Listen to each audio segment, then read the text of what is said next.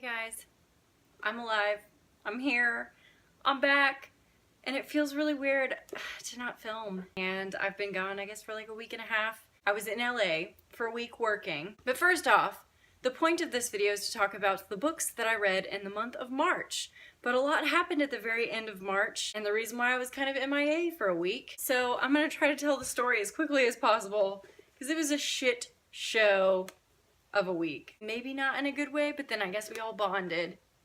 You'll find out. Okay, so I work for a nonprofit organization called Young Arts, the National Young Arts Foundation, which I will put down if you want to research it a little bit more. I am at the end of the day, so you'll see some lines. YoungArts.org if you want to check it out. I'm an alumni of the program.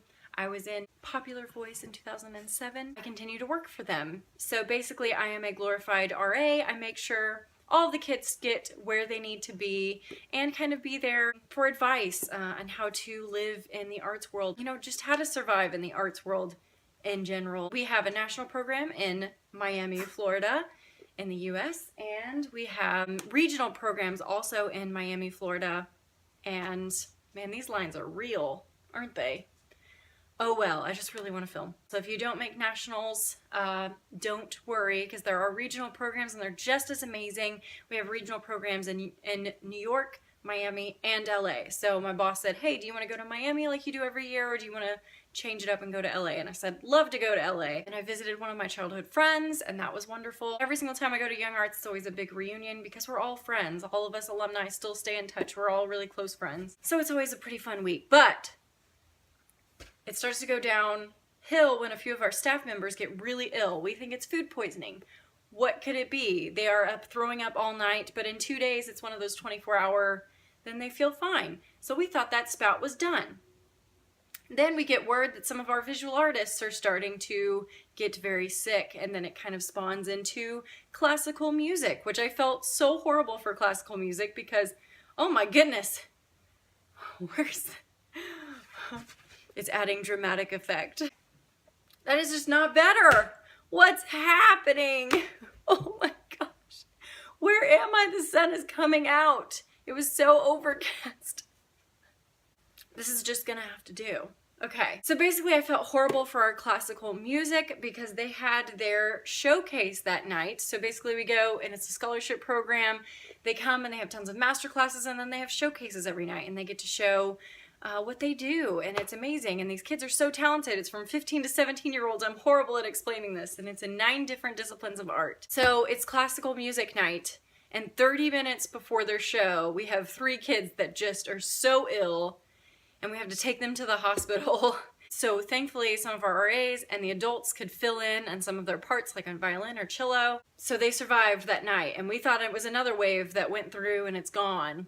And then my performers, which my performers were dance, theater, vocal, and songwriting, were all my kids. They had their show Saturday night. Cinematic arts kids, were all of them are throwing up, and so it just became a shit show. So the day of our performance, some of my kids got sick on Friday night, but then on Saturday, 4 of them got hit, and they're all starting to feel really ill. They all had a really wonderful pep talk, and it actually kind of made me tear up, and they said they were going to do this.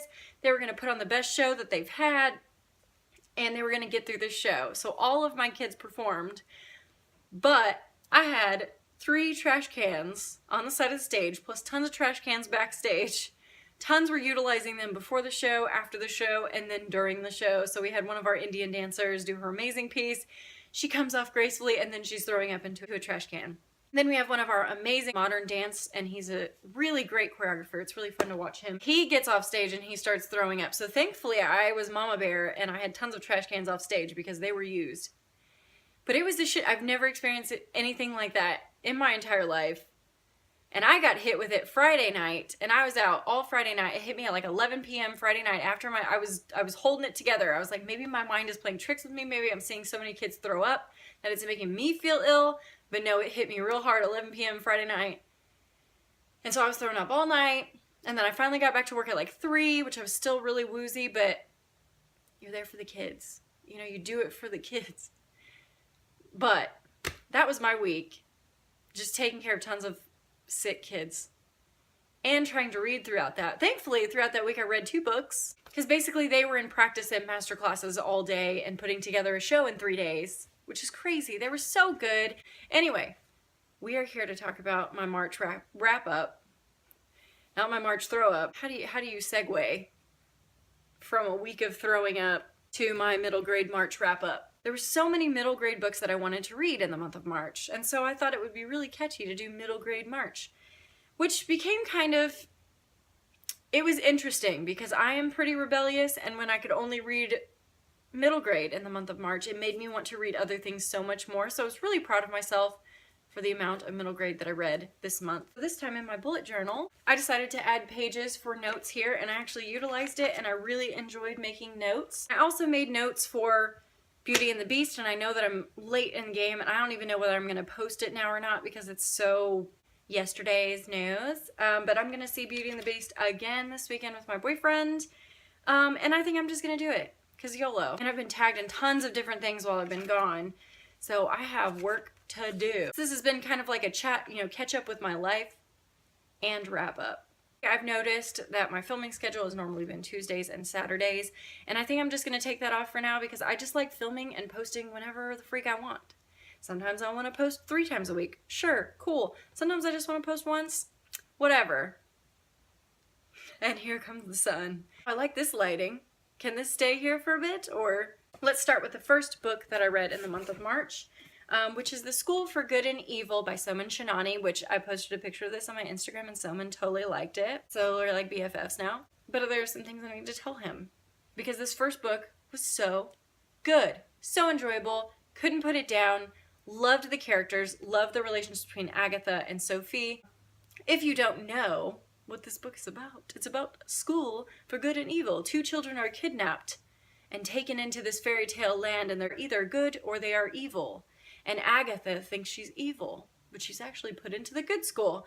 And Sophie thinks that she's perfect and she's a princess, but actually she was put in the evil school. So seeing the characters kind of morph and realize, maybe I am good, and seeing Agatha kind of go through these changes that she always thought she was ugly, she thought she was weird, she thought she belonged in the evil school because she thought she was a witch, or she thought, I couldn't possibly be a princess because I'm not pretty enough. And seeing her kind of gain the strength and maybe see, maybe I am supposed to be on this side, that was really enjoyable to see. And also the opposite of Sophie thinking she's this perfect princess and who needs her happy ending to find that she will not have her prince.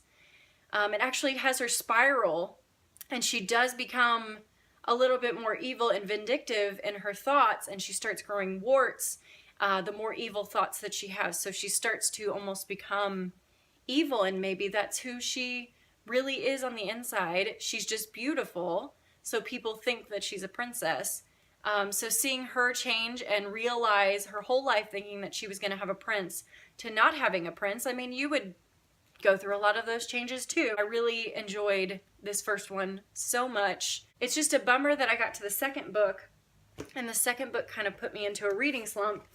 The second book took me a really long time to finish. So the second book is The School for Good and Evil, A World Without Princes, and I mean, obviously I can't describe this book without giving away some of the first book, but I will say that this was very disappointing for me, and I know that there's a third book, and I'm debating whether that would be worth it for me to read. I think I was just really hoping that it would be really about friendship, and it was them turning on each other a lot.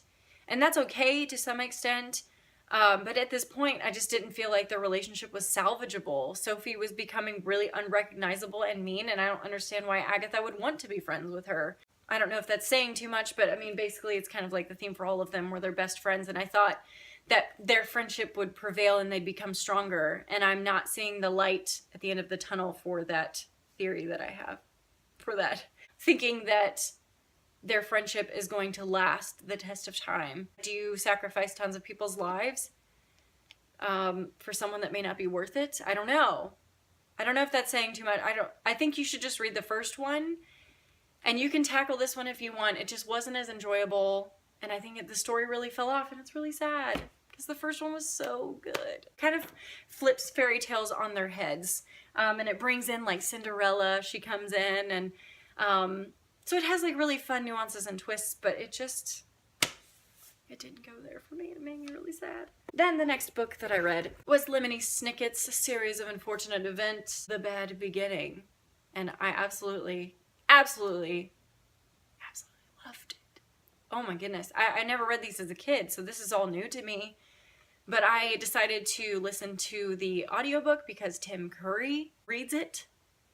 I mean, I don't know if that sells you enough, but that first audiobook on Audible was so good. I listened all the way through the first book at work because it's 3 hours long, I think, or 2.5 hours. I wrote notes.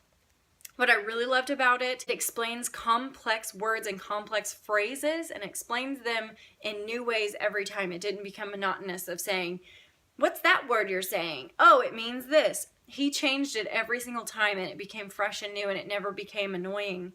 So some of the words that he would throw out there were problematic, pragmatic, polygamists, even explaining what polygamists were, pandemonium, which is a fun word, duration, testy. Of course, there'd be phrases like break a leg, and kind of the origin of those phrases. And it even like went into detail about country laws, even, how some countries do this and some countries don't do this. So good and so educational and so fun and so dark. I'm sure you've all read this and it's amazing. I'm just late to the bandwagon.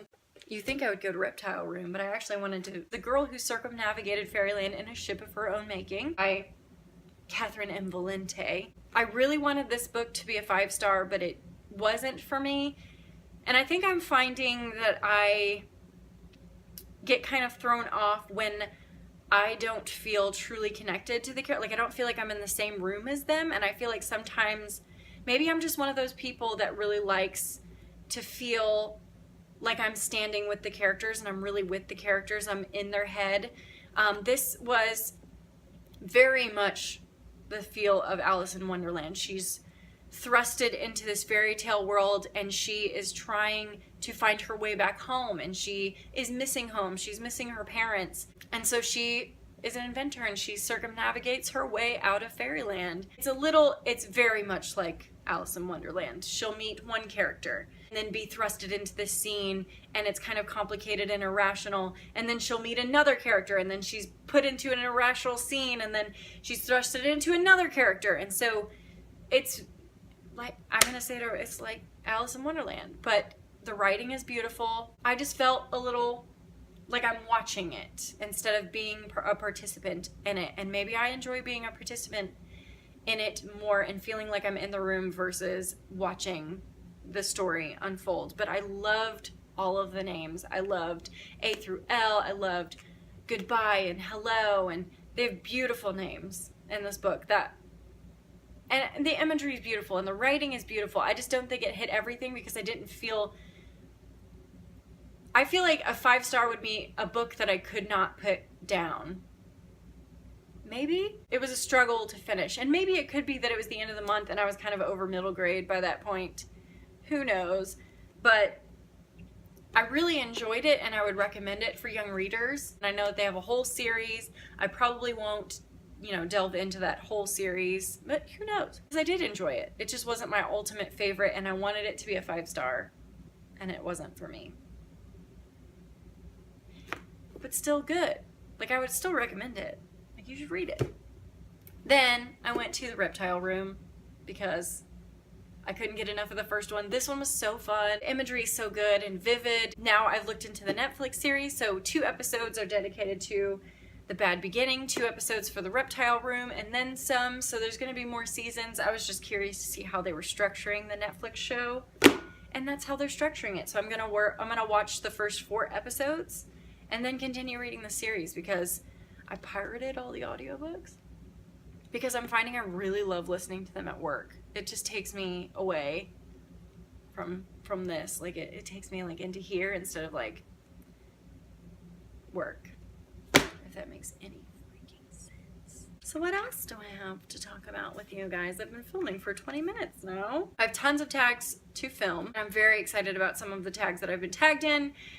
So I'm just going to be posting tons of videos lately because I love filming and I love posting videos, and I couldn't for a week and a half, and I did feel like a part of me was missing because I miss you guys. But anyway, so kind of in April, yeah, Kind of an April TBR is I'm in the middle of V.E. Schwab, A Darker Shade of Magic, and it's really enjoyable so far. It's fun learning about the different parallel Londons, and that's kind of all I know right now. I've met Kel, the main character here, and I'm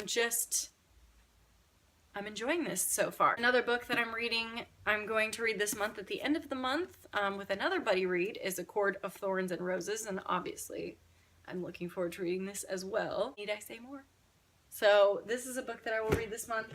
For some reason I've been really craving to read the Selection series because they're real short. I could probably whip through them real quick. I'm just in the mood for like a contemporary, easy romance little thing.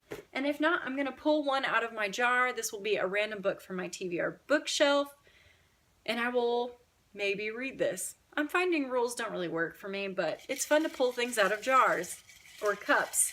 I like to stick to this because the point of this is to get me out of my comfort zone. So, you know. So we have The Signature of All Things by Elizabeth Gilbert, which I love Elizabeth Gilbert. She develops a character and it's actually a story she's written versus most of her books are memoirs or her blabbering. And I love her blabbers. A week felt like a month, but it was only a week. But so anyway, that's all I have. Hopefully this video isn't too long. I'm so happy to be back. I don't know, I love you guys, and I will see you in my next video, whatever that will be.